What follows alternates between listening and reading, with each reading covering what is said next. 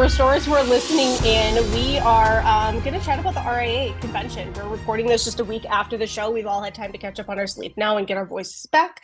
And so now we're gathered here to chat about RIA and how honestly amazing the convention was. People are still talking about it. And I came home like really excited about the industry, feeling really renewed and refreshed and excited for everything that's going on. So Chris and Brandon, I want to get your take first on this is only your second year ever attending an RIA event, which guys, I know. But it's come a long way. World about it too, Michelle. So let the hate mail begin, I guess. You know, what can I say? Better late than never. Now you're in the cool kids club, better late than never. Oh, people are going to hate that I said that, the cool kids club. Ignore that. Anyway, all the cool kids are there. Okay, so tell me about your experience this year, even compared to last year. What kind of differences did you see this year compared to last year? Yeah, I'll let you go first.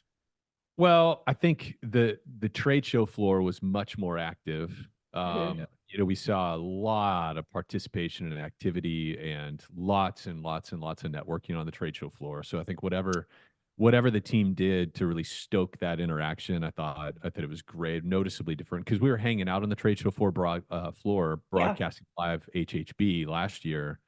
A great experience, but way more foot traffic and engagement. Yeah. I think too, the breakouts were really well attended. Great. I mean, like the couple breakouts that you and I, opened up or led or it was really extraordinary. And the feedback, like I think about the last breakout that you and I led, the kind of the quote roundtable discussion thing. Well, I'm really excited to see what happens that next year because God, wouldn't you say there was probably 75 people in that breakout? Yeah. And I stood, as I know you did, as people were walking out and asked, hey, do you want to do this again next year? And overwhelmingly, people were like, they really enjoyed the peer interactions. Yeah. So to me, that was a huge upgrade from last year. Whereas last year, it felt like there was a little bit more kind of clustering of people, more cliques. It just more groups that were kind of in their own places. There was lots and lots of peer interaction. It felt like this event. Yeah, I felt like there was like I walked away with like two words, right? One was strategic and one was momentum. So one of the things that I felt, and I have to say I felt it because I wasn't in some of these breakouts, but a lot of like some of the strategic partnerships or peers that we have in the industry, they're like yourself, I'm thinking Leighton, Know-How, like they're engaged in some of these more strategic initiatives that were happening at RIA. And so it's like, I'm hearing these, well, we're meeting with, a group that's from another country, as an example, extending the reach of RIA. There was a lot of leadership groups connecting and using their time at RIA to basically break bread, if you will, with all these other leaders and influencers across the industry. So I just felt like in general, RIA and their events are becoming very strategic. Like they are preparing to have influence and help encourage influence in the industry long term. And that was really exciting. And then the momentum was pretty dang obvious. So like, for us to have a record attendance this year and then them talking about the number of seats that had to be set up, I think you'll know better than me, but I swore they did a slide that showed just the number of registrations during the event was like 200 or 300 or something. Yes. Wasn't it crazy? Yes, and it was the same last year. They had like over 300 on-site registrations last year and a lot this year. And yes, the week before the event, I think this year, they had to change from roundtables in the main general session hall to doing stadium seating because there were so many people signed up. They maxed out what the fire marshal was going to let them have. I don't know how many times they had to get more overflow hotel rooms because people weren't booking them in time. It was really an extraordinary feat. I mean, even walking through the trade show hall, you guys probably felt it could have been bigger. And I know that there were even vendors that didn't get spots that wanted a spot. Yeah. It's weird because this may come across kind of a double-edged sword, right? So one of the things that we've been really fortunate at is, as Floodlight and the Head, Heart, and Boots podcast is people have invited Head, Heart, and Boots in the past just to be media Mhm. partners, right? To help kind of Yep. spread the word. And what was so interesting about this year is that we really weren't even able to run an effective show. And that's not a negative, but just because of just the sheer strategic momentum that was happening, like the networking, the meetings that needed to take place, it was so fruitful that there wasn't really even time to do these things that almost feel a little bit more like stage presence versus value added. I hope I'm not No, disparaging myself in that, right? So that was both exciting, and then all of a sudden we just kind of caught ourselves and went, guys, like Head, Heart, and Boots doesn't it that's not the thing. Like there is just some real strategic stuff happening here that we're now able to take part of, and that was yeah. really exciting. Yeah. Really, really exciting. Yeah. It seemed like across the board, there's just a real entrepreneurial spirit Yeah. Mm. that I noticed too. Lots of deal making. I mean, we had a lot man. of, lobby table conversations and, meals and connections with people. And we were seeing that happening all over the place. So I think part Yeah. of that's, still being driven by the M&A Yeah. and Yes. consolidation. And there's just a lot of people that are more tuned in to what do I Mhm. want to do with my business, which of course other industries have already had waves of that, but for us it still feels new. It felt very entrepreneurial this year. A lot of the combos and It was just the fun. energy. Yeah. Yeah, it was fun. And the I felt eclipse. like, Geez, and the eclipse, that was so fun. that was cool. Yeah. It was, and a perfect way to kick it off. I don't know if it would have had the same vibe if it had been at the end. It just was like this perfect get the excitement going out of the gate. And I wanted to talk a little bit about like the podcasting and how that went, because my experience at RIA has been that for me, this would have been my first RIA was 2015. I was in the industry 2 weeks. That was my first trade show that I ever went to in 2015. And I've learned that networking wise, that's my busiest show of the year, regardless of, a few years ago when the show wasn't as good. They went through a few years and everybody will admit that, not so good. And so this was the very first time since I bought CNR that I went into the trade show with no plans to podcast. I brought nothing, none of my gear. And people kept asking me, well, why are you here? What's your goal? And this was the first time that I had reserved a show strictly for, I'm here to double down on the relationships, network, talk to people, catch up with people. I'm just here to engage and be present as much as possible. And I was concerned, kind of like probably what happened to you guys in a good way. You get pulled so many directions when the show is that good that you can't be in sessions and having these conversations and networking and trying to eat and doing all of these things. You just can't. You can only be in one place at once. And so I think that's hats off to the RIA team for getting a show that was so engaging that you don't have time to do anything else other than participate in what you're supposed to be participating in. So Agreed. true. Yeah, and that was, I think that was, what I was trying to communicate, not come across as a negative. You said it better. Like that was it. Like they did such a good job of making this platform valuable for the participants that the sideshow stuff wasn't necessary. So we just didn't even have time to jump in and really leverage it. It was awesome. Yeah, like it was fun. I think we had I want to say at least 2 or 3 meetings, face-to-face meetings with folks that there's zero doubt in my mind that it is relationally and professionally super valuable value that we will continue to reap for quite some time. Like anytime you can walk away from something, even if it was like, you wrapped up all of that into 3 hours out of 2 days, it still makes those 2 days some of the most valuable days we've had this year. So it was pretty badass, to be honest. It was fun. Yeah.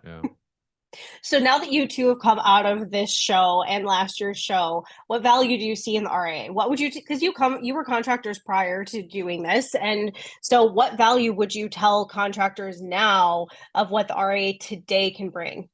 Yeah.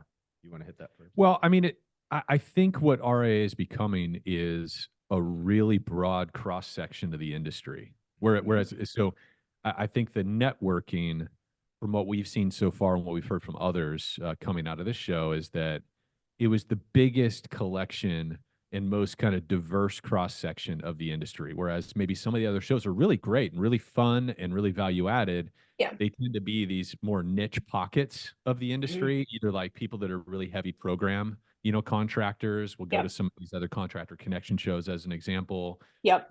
Core, Collective by Core has its own sort of, vibe and nichiness that they attract, obviously. And RIA, I mean, it was so fun. We have a lot of clients who are surf pros and franchise. I mean, franchises are the lifeblood of the industry, in a lot of ways.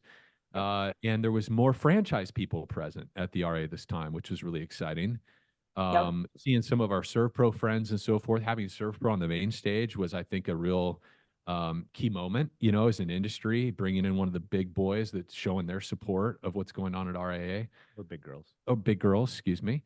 And Yes, that's right. sadly, unfortunately, there were not as many women leaders on stage for some of the things that we would have loved to have seen. But yeah, no, I think to me, it's the value of networking can't be understated. Yeah. And I think sometimes it takes a bit for restorers to connect those dots of what's the value in me spending, however many $1,000 and bringing myself or my GM to a show like this. What could we possibly gain from it as an actual restorer? It's pretty obvious, all of us who go sell to restorers and provide services to restorers, what's in it for us in terms of the network. We meet our customers there, we find new customers. But for a restorer, what's in it for them? Man, the opportunity for relationships with other like-minded restorers outside of your market and the potential, I think we were seeing a lot of collaboration on the national cat and storm front of people deal making and building alliances. I mean, we've seen so many local independent restorers build massively scaled businesses simply by creating relationships that cross the country. And you do that at shows like this, right? Yeah. So I think that's the primary value is it's a target rich environment for restorers to go build partnerships and support relationships, battle buddies in the business that don't conflict with their local market. Yeah. Yeah. I think that on the surface, if you looked at RIA now in terms of like if I were to point towards a single formal unit within RIA, I think AGA is profound. I just don't. For it to be so young in its inception and practice and execution, and for it to already have the kind of voice that I feel it has in terms of presence to create change and represent us as restorers, it's pretty amazing. I think Ed Cross's piece when he's, talking to Bronco and the team and they're saying, hey, this language got dropped out of our user agreement and it was back within, I don't know, I think they said like 48 hours. 48 hours. Weekend, right? Yeah. Yes. Saturday to Tuesday on stage, already done. I just think that is a perfect example of when a group is creating real, measurable, tangible value because it's a unified voice. I think the other thing that's happening is that if you participate in RIA and they continue to prioritize AGA Ed and talking about some of these legal matters, some of the small print in the things that affect us on a day-to-day basis, there's a ton of education because I'll be honest with you, like, have I read through the entire user agreement for Xactimate? No. Just a few minutes, right, of watching them highlight those pieces out of the user agreement. I was like, holy cow, I could have used this in my favor negotiating it's really a lot of time. So anyways, I think the AGA is unbelievably powerful and that will only continue to ramp. But, and Michelle, I think you know better than anybody. You've just been exposed to so many groups. Right, wrong, or indifferent. There's a reality that if we look at the different entities, companies, organizations that have an opinion about how we do what we do in this industry, we need to recognize that it runs the gambit from blue collar trade guy, gal, all the way up to very high level corporate executive C-suites, suits. Yep. And I think it's going to take a very specific group that can unify the voices in a way where what we're saying is received. Okay. And Mhm. I'm not saying anything negative about anyone, except for the fact that, like, at the end of the day, if we want the audience to hear our voice and take it seriously, you can't just show up and try to speak a different language. And I Yes. think that even though RIA as a group may seem far more buttoned up or whatever you want to call that, I think that's what it's going to require for us to have a voice at the Mhm. table. I just, it is what it is. You can like it, not like it. I don't think it really matters. If you're playing to win, Yeah. we got to. And I think RIA is best poised to be that if they continue to go where they're going right now. I mean, it is. Anyways, that's my opinion. Yeah.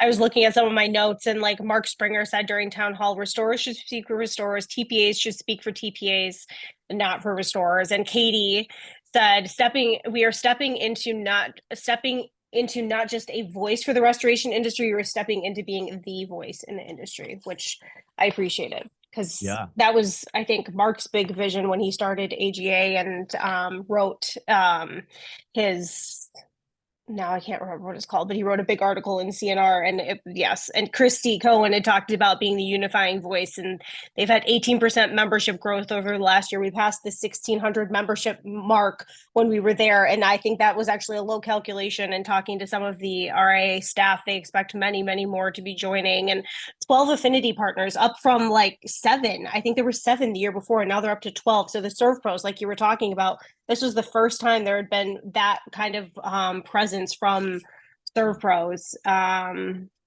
love it. Matt Preston said, "We've hit the big time. In this room, we are not competitors. We are the voice of Restorers Unified." I love it, man. That kind of gives me a little bit of a shiver. And here's maybe what I would say to this for anybody that cares, in terms of my personal opinion on this. I'm not a big bullshit guy. Like, Michelle, you know that. Like, I hate sitting in a room with a bunch of people and everybody's posturing and posing and all of it's political. Like, I loathe that crap with my entire being. Yes. I think in the past it was easy to look at a group like RIA and feel like that was really what was happening. And I just want to be really clear to people, again, that care about my opinion. That has changed. That has changed. Again, they still aren't going to run around with "I F and love this industry" shirts on, and I understand why. And it still makes us a little bit sometimes edgy, I think, in the group. But the point is that they do care about us as restorers. They do want a unified voice, and they do want to take care of us and create an environment that we can all succeed in. And so go make what you want of that. You can either sit on the sideline and you can continue to bitch and complain and be part of these segmented groups that don't have the level of influence that RIA is and has, or you can get your ass on board and you can be one of the voices that are in that room. And let's get these numbers up to 5, 6, 10,000 members. What happens when RIA has 10,000 members and State Farm wants to continue to beat us up over 2 coats of paint? I guarantee the argument changes, right? When we're all unified behind the reasoning by what we do. So, anyway. Well, and talking about that unification too, a quick shout out to Andy McCabe and Restoration Rebels. I think I have watched a very intentional assimilation of Andy's perspective, and I mean he's built up Restoration Rebels up to almost 10,000 people. It has become far less of a niche group than when we all saw that emerge 3-4 years ago. And I see him very strategically coming alongside the RA and what they're doing and backing what the AGA is doing. And I think the reason is it's value driven. Like Andy, as are many of these other groups that felt like they had to advocate for themselves. They were filling a role of advocacy for a part of the industry that just didn't have any advocates. There weren't any big brothers to these restorers that were having these kind of struggles out in the field. And I think Andy's starting to see real value emerge from the RA, real leadership, real direction. And it makes it very easy for these smaller groups to coalesce under the RA banner. Motivated to, because they're like, okay, this stuff's real. Like they're actually putting their money, their energy, their volunteerism, behind their words. So it's exciting. That is exciting, man. It's really exciting to see what groups that had otherwise been at arm's length and very confrontational, and to see them now coming together To me, that's a very big signal, you Oh, know? huge. Yes. That's huge. Yes, I agree. Okay, Chris, you and I co-emceed, and so we were introducing a lot of different sessions, and I'm curious, you both smirk. I'm not going anywhere bad. Uh, I didn't think there was um, anywhere bad. there is nowhere bad. Yeah. I'm curious what your favorite session was. We got to go to different sessions, and I've heard some good things about one of the sessions you got to introduce, and so I'm curious what kind of your favorite session out of maybe not even just the ones that you introduced individually, but it could be general sessions or whatever, but Yeah. your favorite session. Sure. Favorite sessions. I really, really like Jeremy Reeds. You know, I really Jeremy's liked him as a great. person. I Yep. think he's a shining star in our industry, just a really nice person and Mhm. really thoughtful about the way he tries to lead his businesses. I mean, people that have some kind of connection to him have all heard his story of reaching a point in his life where he's like, man, I'm just too beholden to my businesses. I want to scale back and I'm not going to work again more than 30 hours a week. Some people have talked to him and know that kind of commitment he has. And I just think it's so great. I think it's such great leadership. And so after I introduced him, I watched the majority of that breakout with him, and it Mhm. was just, I think, very value added for the restorers that were in the room. He ended up talking less about advanced drying principles, and he kind of unpacked that at the very beginning of his talk, and more about some of the fundamentals of running our business operations in a way that gives us the ability to be more of an owner and not to be Mm. mired in the weeds of the day-to-day Yeah. operations of our business. So some principles to sort of run your business by. I thought that was a really cool pivot that he did on his breakout. I thought the peer discussion thing that you and I co-led Yeah. was was So was good. was awesome in a very abbreviated way. Like I think we realized, holy cow, this could have been a 90-minute session and people would have gotten even more out of it, you know. But as Mhm. it stood, we had 5 to 10 minutes on each subject, and it was still people felt like it was value added, hearing each other's stories. Also, just in that environment too, that I thought was really cool. It's always fun to watch and see who the people are in the room that naturally gravitate toward those leadership roles. You know what I Yes. mean? I It's thought like the same thing.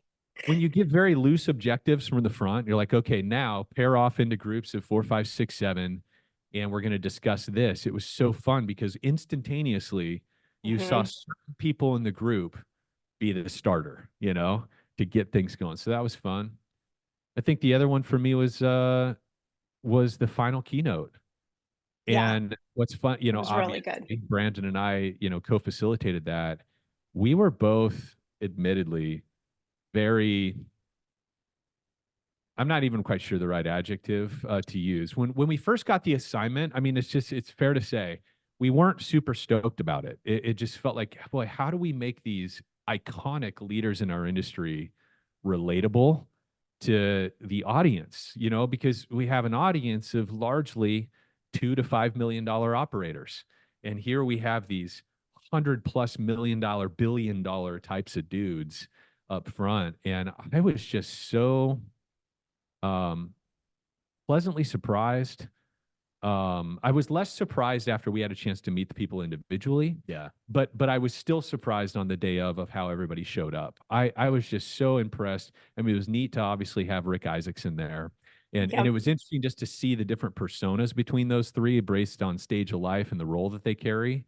But I thought Mark Davis, there was just this really awesome human moment that he Yeah. brought some vulnerability to the Mhm. panel. It was just Yeah. so cool to see a guy who's just got a very cool persona Yeah. to just be He does. so relatable in a lot He of ways, does. you know? Yeah. I thought David Carpenter, both of us were just like, wow. Like both of us came away like crazy bullish on ATI's future after Yeah. hearing David Carpenter speak. Yeah. Oh, He you know? and I'm not like zeroing in on him alone, but I No. think what's interesting is that, you know, David Carpenter is the type of character from an industry perspective. He's not a social media guy. He's not Yep. out. He's not public facing. He's the quiet professional behind the scenes. And at the same time, he just runs with this deep humility and respect for the entrepreneur because he's not one. In fact, it was like he literally He started our admits that. conversation. Yeah, he was like wanted to put that out front and center. Like, look, Yep. these guys that pull a business out of the dirt and put their homes on the line and do all these things to create these businesses. Like, I don't do that. I don't know that world. And his admiration for it, I think, is what makes him such an awesome professional CEO, because he knows he's stewarding something that someone he didn't stole, Yeah. was required to build it, but then on top of that, he's just he's not filling up airspace just cause. So when he would say something, it was very succinct. It was very dialed in. It was extremely well thought through. Like, I was just very impressed with his answers. Not that I'm surprised per se, but he just ended up blowing my doors off, because he's just kind of a quiet, humble guy. Again, we don't know him. I'm just saying from our limited seat of exposure, I was like, wow, when that guy gets in line, like, that's exactly why ATI hired him. Like, it's like, okay, there it is. Like, wow. Yeah, it was good. And then and Rick Isaacson brought the fire too. I mean, he had some all of these guys had different personalities, it was just really, they did. Yes. And I think that was inspiring as and just even being kind of a member of the audience and taking that in, it was inspiring to me, because there's these three distinct personalities that have all had extraordinary success. And so I think that alone was probably very relatable to all levels of the audience, because the things that David said were applicable to not just a huge billion-dollar company. They were fundamental, Yes. And a lot of it was more mindset more than it was tactical, and so it was very applicable. And I thought Rick's stuff about some of the best practices that he's learned to lean on over the years, also very applicable and relatable to really any size restorer. Convicted. I just felt like of the guys on there, he just kind of reigned with conviction. And I think that's, anyways, we could probably go on about that panel for a long time. So those were mine. It was a good panel. Those are my favorites. I thought the keynote this year, Alan, he was very good. I was very impressed with him. Yeah. He had lots of like one-liners that I wrote down a bunch. So anyway. Like 2 pages of those one-liners. I'm like, man, these are great for team meetings and stuff like that, right? I'm gonna say this again because it's that important. What did he say? I'm gonna say it again because it's that important, right? When he would pause, I think he said that multiple times, and then he'd repeat what he said, and you couldn't miss it. So you could write it down. Exactly. That's right. And I did. Probably every time. Okay. Anything else RA related? I have another topic that I want to touch on before we wrap it up. But anything else RA related you want to talk about? I'm just beating a drum now, but just participate. Seriously. Participate. Yes. Go. You can. There's so much value there. It's literally all about us as participants creating what we want from that environment, because RIA leadership is not going to stand in the way of that, because they want the same thing we do. Yeah. Like, go. And membership is really affordable, like compared to the other things out there that you can do. I mean, I think the first time membership still is like $299 for the year or something like that. Like, it's low hanging fruit here, and with a lot of value. And they have, even like in the affinity partner program now, I think there's a discount for your Xactimate license. There's all of these other partners where you can get, like, Sunbelt has big discounts. There's all of these other value added pieces that you can get discounts on it from a number of vendors in the industry. You're going to make that money back so fast in your membership, even through that.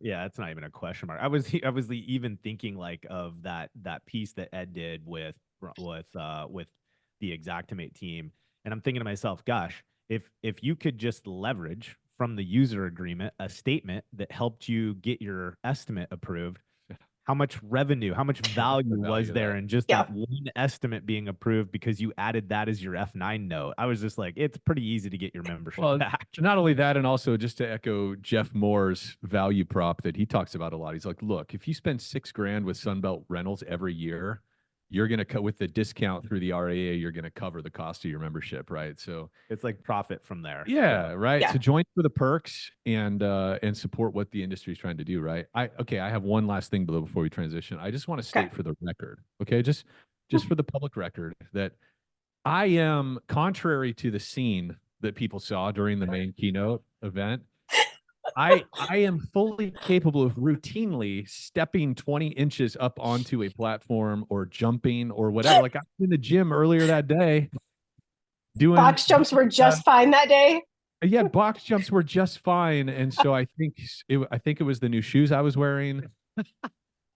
Somebody commented on my skin tight jeans. I wasn't aware they were skin tight, but that maybe that affected my mobility. But just for those that were there, just let it be known this was an anomaly. Okay. Oh my God. We're That's still so looking for funny. footage. We're like our whole I team was is going like, to ask oh if my you found God. it yet. No, Claire told me she thought that it was on the cutting room floor, and I was like, oh man, if there's any way for you to find it, it'd be some fun It's material.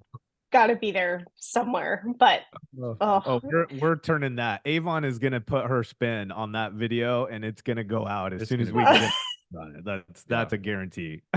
All right. it was a moment. Good sport. Good sport. He's a little slower the last few days. I think I cracked a rib in the process. So I'm Probably you hit that stage so hard. I was like, shit. I would not have recovered. You recovered so well. I think I would have like shaken, laughed, cried, and just walked off the stairs like I'm out. I kind of had this picture in my mind when people were telling the story of like his hand being up and like Michelle tapping it, like, I'm going in for you, bro. Like it was that's I so just funny. remember the Alan, who's really tall. He's like 6'3", 6'4", like crouching down, like, you okay, dude? And I grabbed him by the shoulder and I'm like, all right, no injuries, man. I'm good. He's Oh, all right. that was amazing. We'll find the video. Stay tuned for the video. That's right. Yeah. He's just Yes. Yeah, that's all. Okay, so the other topic I want to touch on before we wrap it up, which is like now taking a serious turn after getting some laughs in, so that kind of sucks. But talking about kind of the state of the industry right now. We're recording this on April 17th to give some people perspective. And I have felt for months now, honestly, this whole calendar year so far, and it seems to be getting worse, that I think a lot of restorers are slow. I think that business is slow. I think that's trickled down to vendors. I think vendors are seeing fewer sales right now. I think just across the board, the industry's slow. There just wasn't that much weather last year at all. Could be a big cat season coming, which could be good for us. But I'm just curious. I just want all of us, I guess, to speak to that and what you guys are seeing to kind of add your voice to that. Maybe so restorers don't feel alone. Are you seeing the same thing? Yeah, do you want to start? Yeah. It's weird because I feel like even, from our days, just running in the trenches too, you just like, I can't tell you how many times, and I know any restorers listening to this have a gut response to it, where you just at like 2 weeks of the phone not ringing at the pace that you've grown accustomed to, literally you just start to question everything. The strategy, are we going to make, like, you just kind of go through this spiral, right? Yeah. And so I think to a certain extent, the cyclic nature of our businesses, we do kind of roll with the punches. But I would say that every time it happened, I was vocally confident, but it always caused me some angst, right? Like every time. Yep. So we get used to talking, with teams through that and them voicing that. And we don't necessarily jump on the ride with them because it just is what it is. But I will say, like, collectively, there has been a unified experience across the board, regardless of company size. There's been a lot of talk about there not being as much volume. Now, just for context, because I don't want this to become a doomsday event. Yeah, We have as many clients that are telling us right now, you know what, dude, Q1 was freaking awesome. So, but I think there are some things at play. I think what can be challenging is it's very difficult for me to give you the 3 points of what's causing it, and I think that's part of the challenge. So I think part of me right now is in this space of, yes, we hear you. Yes, there is some relevance to that. And though I would also encourage our teams of, look, you've probably been through something like this before. Stay the course. It's going to get turned on, and then you're going to inevitably be in that seat where you're like, holy shit, our hair's back on fire again, and we're doing business like we thought. But I think collectively there is down claim volume, if I remember correctly, and this is not facts. Some of the TPA partners to some of our existing clients, as an example, regionally have talked about there being lower claim volume as well. Yeah. So some things at play for certain. Less program. Yeah.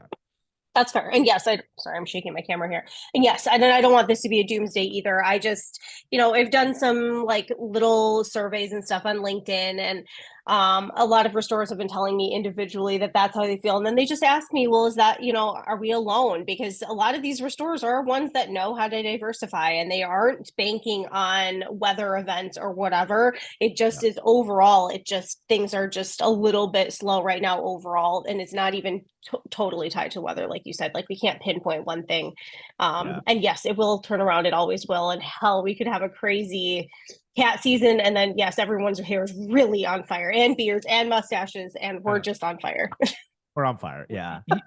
I heard an interesting analysis too, or a hypothesis about it recently, and I can't remember what show or what I was listening to, but certainly mild weather cycles over the last 9 to 12 months plays a factor. The fact we didn't have a major hurricane, which has all kinds of follow-on, work in the industry, but then also the work from home shift.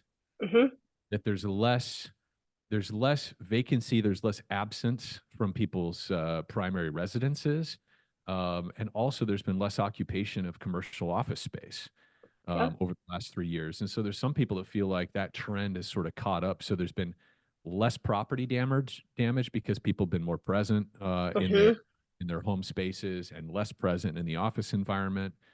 It makes sense to me.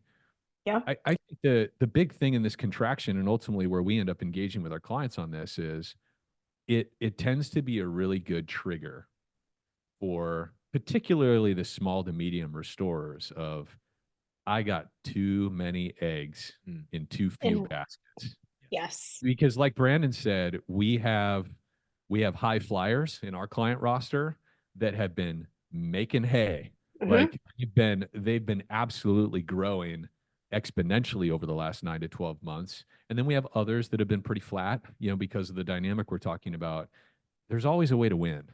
And I think there's always, and I would say too, I think in general, the big emerging market for our industry continues to be commercial.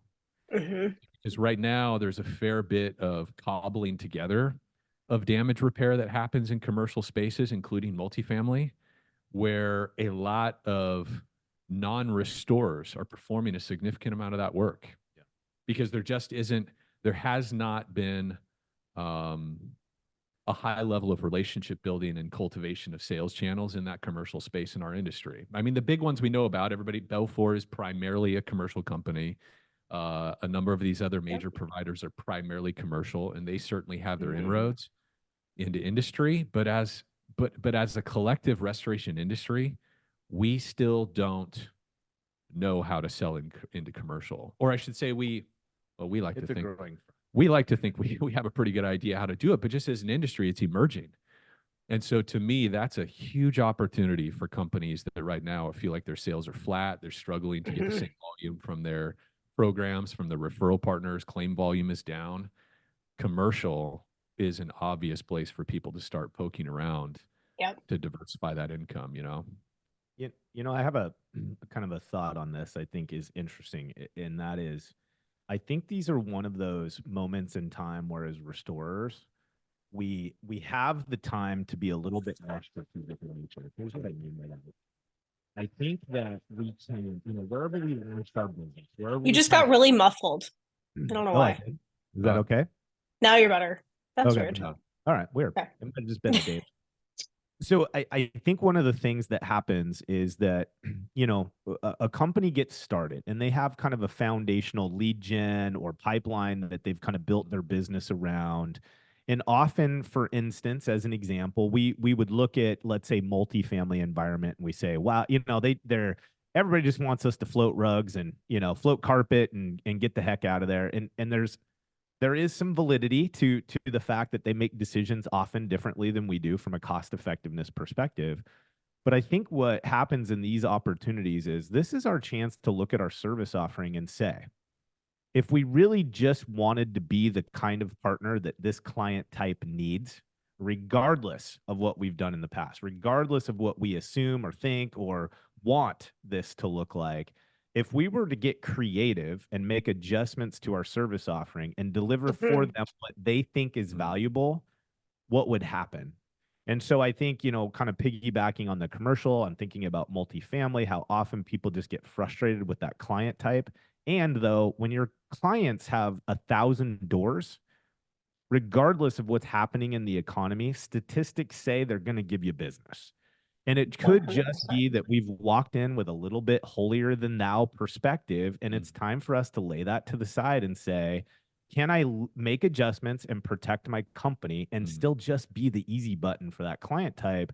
And I think if we explored that, we'd probably walk out with a relationship that's pretty rich in terms of future opportunity. So that, I'm not saying we always did that correctly, but that's just been something I think that's been top of mind recently for me on this matter. I love it. Perfect. All right. Well, gentlemen, I don't want to take up too much of your time, but I always appreciate conversations with you. So anything else you want to add before we wrap it up? Oh, man. Oh, man. A lot. There's a lot. No, I mean, there's just so much coming up, right? I mean, DKI has their annual conference coming up here first week of May, and then Access middle of the month. And then we've got Collective by Core in July. I mean, it is, we're entering that season. And if we're all just a little bit, well, let's see, how should I say this, right? How do we talk about this in our industry? If we're all a little bit lucky, apparently we've got a really robust hurricane season in front of us, according to some of the weather people.